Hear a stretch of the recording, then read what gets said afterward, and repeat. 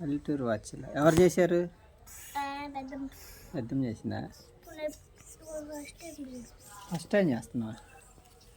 ఏం చేస్తావు చేసి? ఏమా అన్నయ్యకి ఇస్తావా?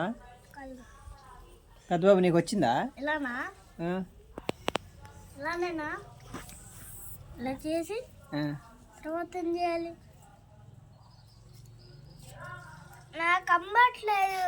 మళ్ళీ ఫస్ట్ నుంచి వెళ్ళమ్మా. ఫస్ట్ నుంచే పెద్దమ్మ. నాకు నేను చూడలేదు.